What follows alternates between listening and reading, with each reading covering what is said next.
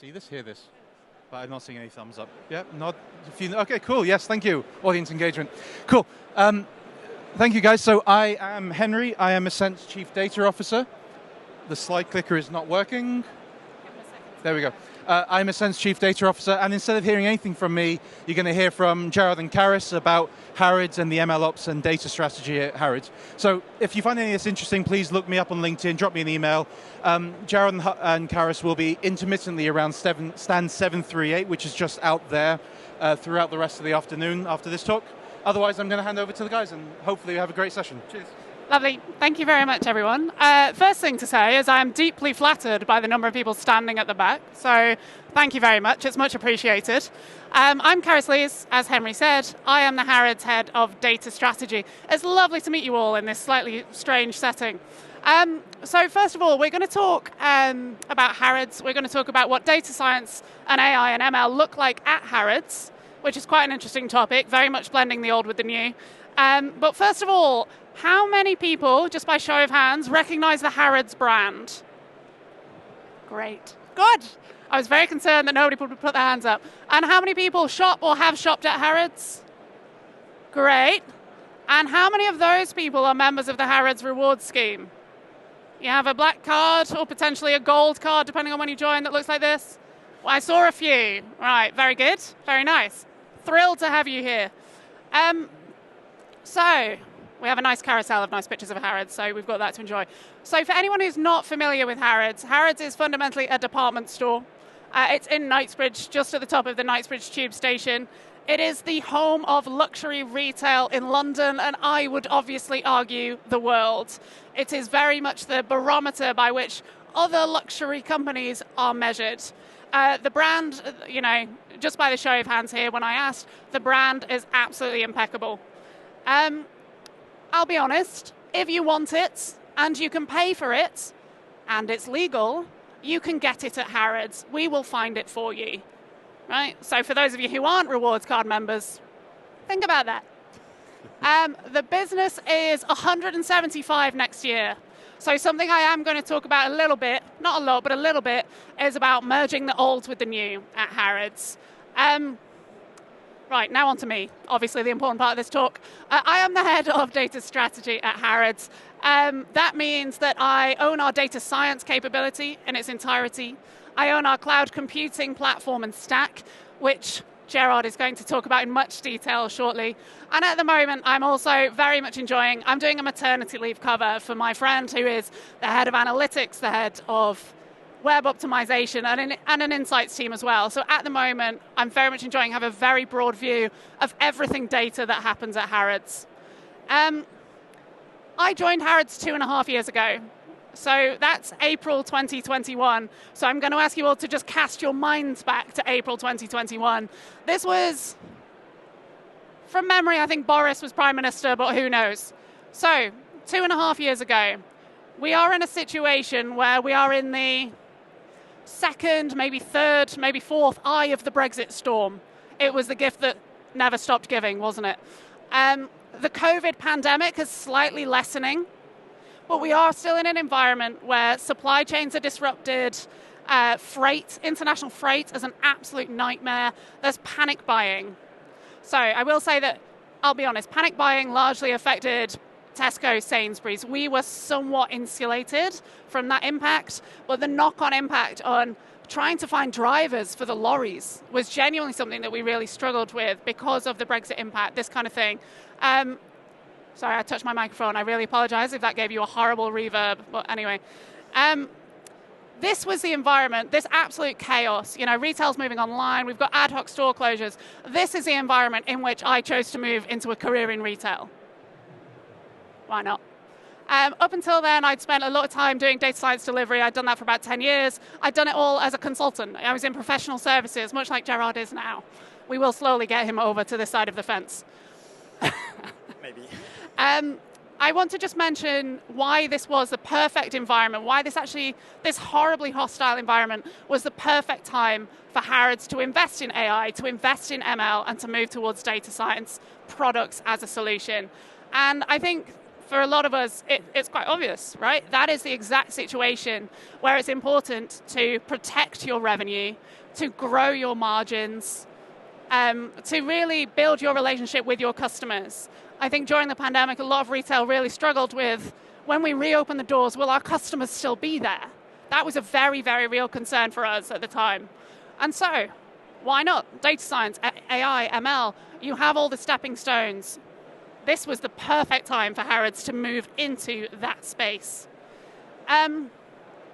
So, first year at Harrods, what we really did was we set a strategy. This is not the subject of this talk. I'm going to gloss over it, but needless to say, at the end of about 8 to 9 months in Harrods, we had a plan. We had a backlog of work. We had a stable data foundation to grow on. We had excited stakeholders, and we had, possibly most importantly, significant investment coming from our owners. And at this point in the tale, I am introduced to this gentleman from Ascent. Go on, Gerard. So hi everyone, Gerard Harvey from Ascent. So at this point, Carys has got the strategy, she's got the budget, she's got the stakeholders lined up and a backlog of work.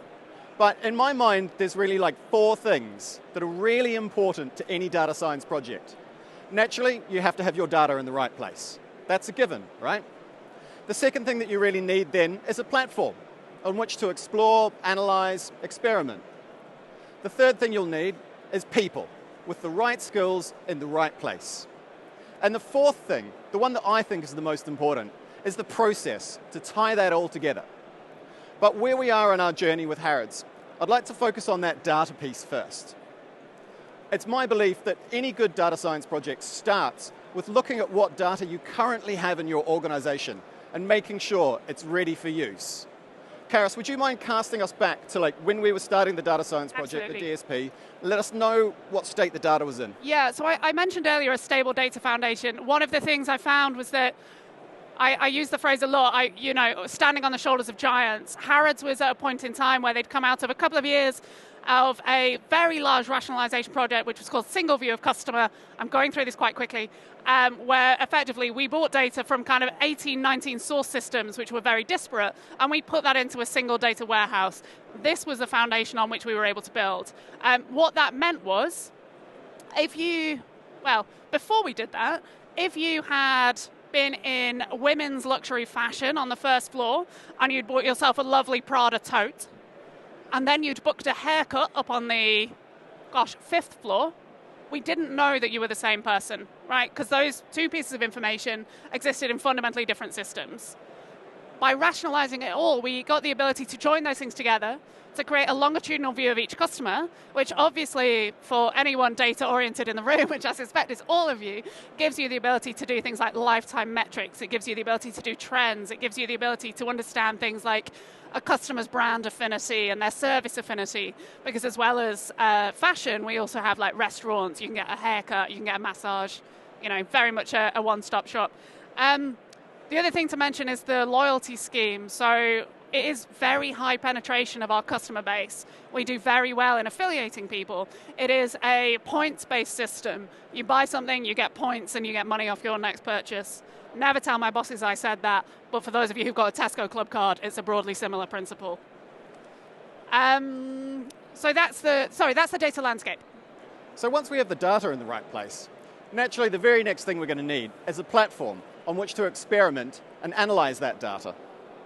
So in the past few years, Ascent has really heavily invested in what we call our intelligent data platform. The intelligent data platform exists as kind of a collection of infrastructure as codes, as your services. But for Harrods, what that really meant was concentrating on the Azure machine learning platform. That was going to be our home for models, MLOps, experimentation, and compute for that experimentation. This was what Ascent focused on delivery in the first part of our project, was really to get that platform piece right. Because before you could deploy any models to a platform, before you can look at the data, you need the right systems and tools in place to be able to do so. And that, for us, was the Ascent data platform. And naturally, as we built that, we had to work lockstep with the existing Harrods IT infrastructure and IT teams, which was actually a joy to do. They were a great team to work with. We worked really well together. For example, when we were looking at things like package management, You know, we all love to use packages when we build our models. They do the heavy lifting for us, allow us to focus on the code we want to write. But they're often sourced from the internet, might contain some bloatware, maybe some malicious code even. So we worked really hard with the Harrods IT team to work within their data security framework to make sure that the packages we were pulling down from the internet were safe for Carys and her data science team to use. A really good example of that cooperation and collaboration between two teams to make sure the platform was there and was healthy. And of course, once we had the platform in place, it was time to start looking at the people who were going to use it. Yes. So at this point, for anyone keeping track, we're about 18 months into my tenure at Harrods, and we have started to make some excellent hires. If any of them are in the audience, please notice I called you excellent. You're very welcome. We have a great team we're building up. And what we're doing is we're getting everybody in the business, everybody who does data science, analytics, insights, we're moving them on to this cloud computing stack. It worked. Do you know what I mean? That was a huge, it sounds daft, but it just worked, yep. For which I'm very grateful to this day. We had all these people using this technology. There was a genuine buzz in the business. And you know, we did a lot of things like KT to make people comfortable with it. We had our data engineering team spend a lot of time with Ascent. There was a huge investment of time and resources from Ascent to make sure that people were comfortable, were happy, and basically knew how to do their day jobs. That's obviously quite a significant a piece of work. What I will say is that with all that in place, it was quite important to, truthfully, to offer a structure to those people. Perhaps someone else might use the word impose a structure on those people. What we ended up doing is, well, one second, let me just bang the drum that I always bang in one of these conversations. Something I hate, something I really strongly dislike, and Gerard knows exactly what I'm going to say, is ornamental data science. So this is data science that typically is done by somebody in a Python notebook. It's scratch, you've got loads of dead code, nobody's ever commented it. But it reaches an interesting conclusion, and then that conclusion goes on slideware and is never used. It never allows the business to do anything differently. I find this deeply frustrating, and I refer to this as ornamental data science. Not a big fan. Very, very much what I was aiming for was data science which enabled the business to do something differently, to impact the bottom line, to, you know, to grow revenue, to protect our margins, to introduce efficiency in processes. As an example of ornamental data science, I had a third party, someone came to me and said, hey, have we noticed that when Knightsbridge Station is closed, this is a station right outside the Harrods front door, our incidental footfall is lower. It's like, well, yeah, because fewer people walk past the store, you know. What do you want me to do with that information? That is very firmly outside of my zone of control. I am deeply focused, perhaps too much, on, right, what things can we change, and what are the outputs that the business needs to do something differently? That has always been my focus, and truthfully, my kind of senior stakeholders like that. That is a good position in their minds. So, in that vein, I focus on data science products, something that gives the business some outputs that they can use. I split work into two phases. We split work into two phases. So there's an experimental phase, which is a data scientist in a notebook, but it's it's a time box thing. What is the business question? What data do I have to answer that question? Can I answer that question? And the important one, can I answer it well enough that there is an impact on the bottom line? If so, at the end of that experimental phase, we'll probably create a prototype, and that is the experiment phase kind of done. Are we doing it? Yes or no? It's very clear go, no go meeting at the end of every experiment. And then if it's a go, we move down to deployment, which is a fundamentally different thing. Deployment for me is about robustness. It's about how do we automate this? How do we minimize long-term the impact and the requirements on the team? Again, quite a small and nascent team at this point. How do I make sure that they can be moving on to the next experiment, the next deployment, and not babysitting the old thing to a terrifying extent? Gerard's going to talk about robustness and availability in the MLOps portion of this conversation in a second. But first, I'm just going to give you a for instance. So a use case that we're actively working on at the minute is sizing. Right? So Harrods, luxury fashion is seasonal, which means that, you know, there's 2 6-month seasons in a year. There's autumn, winter, and spring, summer. for anyone who's aware, London Fashion Week is ongoing, and there's some interesting things coming out of that. But we buy luxury stock, and we buy it in a range of sizes. But fundamentally, how many of which size shall I buy? There is an incredible financial impact to getting this right or getting this wrong, because it costs us money in two different ways, or makes us money in two different ways. If I don't have enough of the right size, I don't meet customer demand, and I miss sales. That's expensive, especially when we're talking about single items, which may be in the thousands of pounds. On the other hand, it can change the amount of terminal stock we have. That's the amount of stuff we have left at the end of a season. We call that terminal stock, and that is also expensive, so we don't want too much of it. We end up having to either mark that down, which really impacts the margin. You've all bought clothes, you know how this works. So there's terminal stock or there's missed sales, and those are two sides of one coin. Ideally, you want to hit the balance between those two things. I want to sell out of every product the minute before the store closes on the last day of the season. That's the dream, right?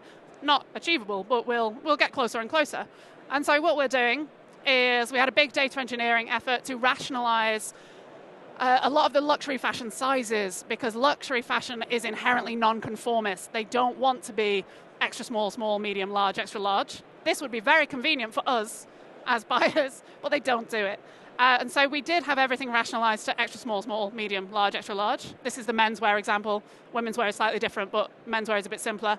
And effectively what we found is if I pad out these what we call the fringe sizes, extra small and extra large, and I lop the top off the normal distribution, so I can't do it with my hand doesn't do that. What we'll find is you get a flatter and wider distribution of sizes, and by doing that, what it means is that if a man who is extra small or extra large visits the store later in the season, he is much more likely to find what he wants, and in those middle sizes, we far reduce the amount of terminal stock. The financial impact of this is gigantic. It is in the many, many millions per season, 2 seasons per year. I've got one product and I've hit my theoretical profitability target, right? This is one use case. And I'll be honest, it's a new team. I'm going after like the big dollars in the first ones, but this is surprisingly simple data science, right? All we're doing is stretching a distribution. The crucial part of it is passing it on to our buying team so they can use it, right? And this is a process that only happens twice a year. It is absolutely vital that in that kind of 2-week window that happens twice a year, the outputs are available to that team.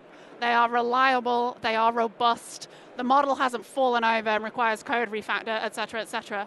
So, to talk about robustness and availability, Mr. Harvey on MLOps. So, if you've got something that's so vitally important and so incredibly valuable, how do you make sure it's there to be used?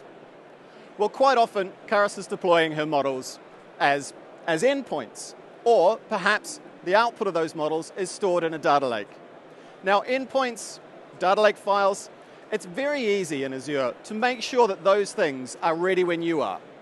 There's simple logging mechanisms. Log Analytics can look at that for you. It's very easy to set up. What's a little bit more difficult, however, is making sure that the output of those models is realistically and accurately available for use for the business. Does the model do what it says it's going to do? Is the model producing values that are consistent and measurable and accurate? So how do we ensure that? Now, for me, that's where it gets a little bit more interesting.